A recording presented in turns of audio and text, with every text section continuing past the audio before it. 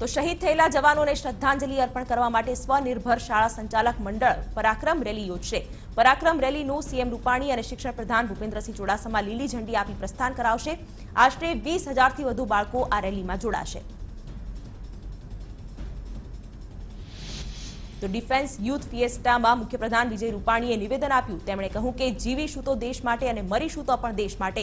સાથે જ કહ્યું કે દેશમાં આતંકી હુમલાને લઈને રોષ છે। ગુજરાત સરહદી રાજ્ય છે, તેથી આ માટે ગુજરાતમાં સૈનિક શાળાઓ સ્થાપવામાં આવશે।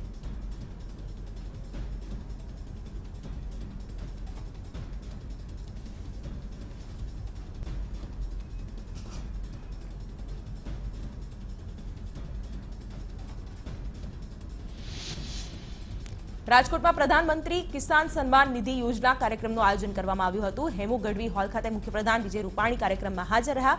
સાથે જ કૃષિ પ્રધાન આરસી ફળદુ પણ કાર્યક્રમમાં હાજર રહ્યા હતા। રાજકોટમાં પ્રધાનમંત્રી કિસાન સન્માન નિધિ યોજનામાં હોબાળો થયો। ચાલુ કાર્યક્રમમાં મહિલાઓ ઊભી થઈને બહાર નીકળી જતા હોબાળો થયો, તેથી મહિલાઓને પરત બેસાડવા અધિકારીઓએ દોડધામ કરી। કોંગ્રેસના વરિષ્ઠ નેતા અર્જુન મોઢવાડિયાએ ભાજપ પર પ્રહાર કર્યા। તેમણે નિવેદન આપતા કહ્યું કે ભાજપ સરકાર સૈનિક અને ખેડૂતોના નામે રાજકારણ કરે છે। ચૂંટણી આવે એટલે ભાજપ ખેડૂતો અને સૈનિકોના નામે મગરમચ્છના આંસુ સારે છે। સાથે જ કહ્યું કે ચૂંટણી આવે ત્યારે જ ભાજપને ખેડૂતો અને સૈનિકો યાદ આવે છે। ભરૂચમાં રાજ્યસભાના સાંસદ અહેમદ પટેલે વેલફેર હોસ્પિટલમાં ઓપરેશન થિયેટરનું લોકાર્પણ કર્યું। સાથે તેમણે પુલવામામાં થયેલા હુમલાને લઈને નિવેદન આપતા કહ્યું કે કેન્દ્ર સરકારના તમામ પગલામાં કોંગ્રેસનો સહયોગ છે। તો પાકિસ્તાન સાથે ક્રિકેટ રમવા અંગે તેમણે કહ્યું કે સરકાર અને બીસીસીઆઈ જે નિર્ણય લેશે એમાં કોંગ્રેસ સહયોગ આપશે। કોંગ્રેસ પાર્ટીના સ્થાપના દિવસની ઉજવણી દરમિયાન વિવાદ થયો છે। કોંગ્રેસના કાર્યક્રમમાં નેતાઓને ગાંધીજી, સરદાર પટેલ અને જવાહરલાલ નહેરુનો ફોટો ભેટમાં અપાયો। જો કે કોંગ્રેસના નેતાઓએ ભેટ સ્વીકાર કરી, ત્યારબાદ ફોટો જમીન પર પગ પાસે મૂકી દીધો। આ કાર્યક્રમમાં કોંગ્રેસ નેતા ભરતસિંહ સોલંકી, અર્જુન મોઢવાડિયા, શક્તિસિંહ ગોહિલ સહિતના તમામ નેતાઓ હાજર રહ્યા। અમદાવાદમાં ફાયર સબ ઓફિસરની પરીક્ષાનો વિરોધ કરવામાં આવ્યો છે। નવી પોલિસી હોવા છતાં જૂની પોલિસી મુજબ ફાયર સબ ઓફિસરની પરીક્ષા લેવામાં આવતા વિરોધ કરવામાં આવી રહ્યો છે। ફાયર જવાનોએ હાથે કાળી પટ્ટી બાંધીને વિરોધ નોંધાવ્યો। ગુજરાત યુનિવર્સિટી ખાતે આ પરીક્ષા યોજાવાની। ગાંધીનગરમાં એલઆરડી પેપર લીક કેસમાં છેલ્લા 2 દિવસ દરમિયાન વધુ 7ની ધરપકડ કરવામાં આવી છે। બનાસકાંઠાના વડગામ, ધનસુરા અને મહેસાણાથી આરોપીઓની ધરપકડ કરવામાં આવી છે। તમામ એલઆરડીની પરીક્ષાના વિદ્યાર્થીઓ હોવાનું સામે આવ્યું છે। પેપર લીક કૌભાંડમાં અત્યાર સુધી કુલ 28ની ધરપકડ। અમદાવાદના હેલ્મેટ બ્રિજ પાસે એક કોમ્પ્લેક્સમાં લાગેલી આગ પર કાબુ મેળવી લેવાયો। 4થી વધુ ફાયર ફાઇટરના જવાનો ઘટના સ્થળે પહોંચ્યા હતા અને આગ પર કાબુ મેળવ્યો હતો।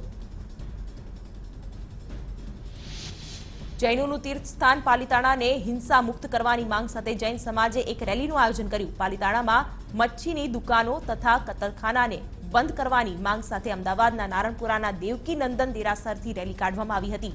આ રેલીમાં જૈન મુનિ પણ જોડાયા હતા। રાજકોટમાં ગોંડલ રોડ પર આવેલા મવડી ઓવરબ્રિજ પરથી યુવતીએ નીચે ઝંપલાવી આત્મહત્યાનો પ્રયાસ કર્યો। યુવતીને સારવાર અર્થે હોસ્પિટલ ખસેડાઈ, તો યુવતીએ પ્રેમ પ્રકરણમાં આત્મહત્યાનું પગલું ભર્યાની આશંકા। ગાંધીનગરમાં સ્ટેટ મોનિટરિંગ સેલે છત્રાલના ઇન્ડસ્ટ્રીયલ વિસ્તારમાં દારૂનું ગોડાઉન ઝડપી પાડ્યું છે। 600 પેટીથી વધુનો દારૂનો જથ્થો કબજે કરાયો છે, તો દારૂના સપ્લાયરો અને ગોડાઉનના માલિકોની શોધખોળ હાથ ધરાઈ છે।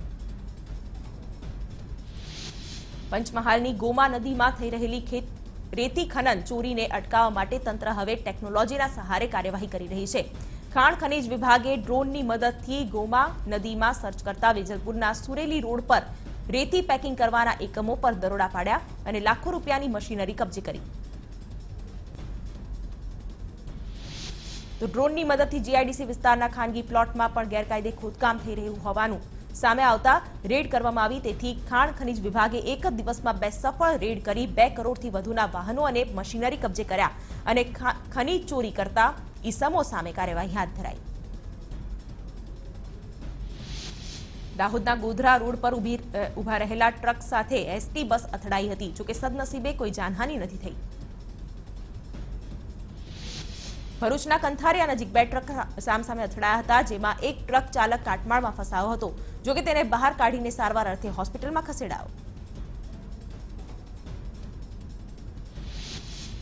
સુરતમાં દિવાલ પડતા 6 વર્ષીય બાળકીનું સારવાર દરમિયાન મોત થયું છે. ગોડાદરાના બાલાજીનગરમાં ઘટના બની હતી તો દિવાલ પડતા 2 વિદ્યાર્થીની ઈજાગ્રસ્ત થઈ.